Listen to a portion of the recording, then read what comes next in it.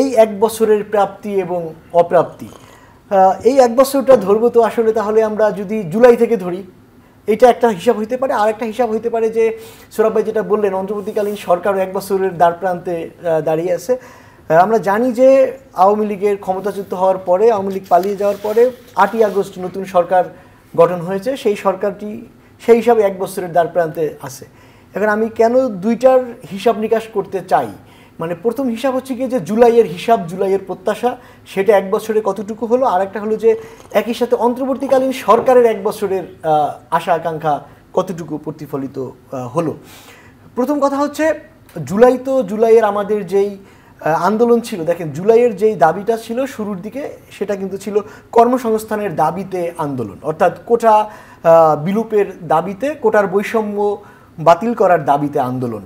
এবং সেই দাবিটি মূলত আসলে তো কর্মসংস্থানের আন্দোলন, যদি আমি শুধু এই জায়গায় থাকি। পরবর্তীতে সেই আন্দোলনটি জন আকাঙ্ক্ষায় রূপ লাভ করে এবং বৃহৎ অর্থে ছড়িয়ে পড়ে, এবং সেটি সরকার পতনের এক দফার আন্দোলনে রূপ লাভ করে, যার পরিণতি 5ই আগস্টের মধ্য দিয়ে চূড়ান্ত পরিণতি লাভ করেছিল। কিন্তু জুলাইয়ের যেই মূল দাবি ছিল শুরুর দিকে, যে কর্মসংস্থানের দাবি, কোনো বৈষম্য থাকবে না, এখন আমরা যদি প্রশ্ন করি সেই জায়গায় আমরা কতটুকু পেলাম, সেই জায়গায় আমি বলবো যে একেবারেই জিরো।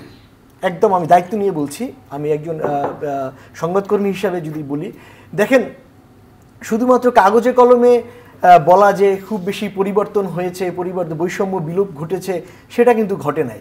প্রথম কথা হলো যে হাসিনা যেই পদ রেখে গিয়েছিলেন, যেই পদ দিয়ে তিনি চলে গিয়েছিলেন, অন্তর্বর্তীকালীন সরকারের আমলে 8ই আগস্ট থেকে যদি শুরু করি, তারা কিন্তু সেই পথেই এগিয়ে চলেছে। নতুন পথ তারা কিন্তু এখন পর্যন্ত আমাদের সামনে বিনির্মাণ বা বিনির্মাণ তারা কোনোটাই করতে পারেন না। তারা চেষ্টা করছেন,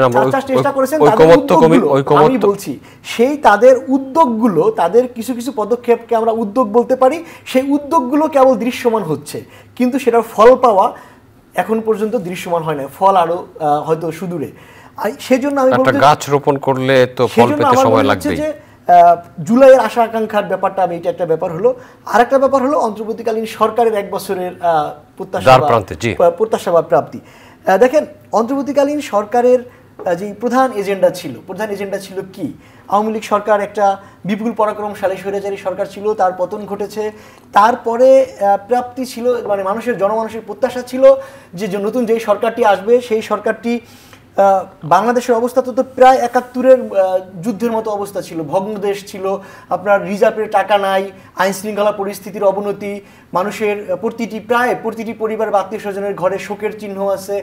তো সেই জায়গা, এবং দেশের আরেকটা কথা, যদি একটা কথা বলি, আমাদের সামগ্রিক শিক্ষা কিংবা স্বাস্থ্য খাতের কতটুকু উন্নয়ন ঘটেছে, এই বিষয়গুলো মোটা দাগে আমি যদি বলি, হ্যাঁ, তো সেই জায়গায় বৈষম্য বিলুপ্ত করার যে প্রত্যয় নিয়ে অন্তর্বর্তীকালীন সরকার যাত্রা শুরু করেছিল, তার বিপরীতে সেই সরকারের আমলে আমরা দেখলাম যে মব চলে এসেছে, সেই সরকারের আমলে আমরা দেখলাম যে নাগরিকরা ভীত সন্ত্রস্ত হয়ে পড়ছে। সো এই আশা আকাঙ্ক্ষা নিয়ে কিন্তু একটা অপ্রাপ্তি মোটা দাগে থেকে যায়।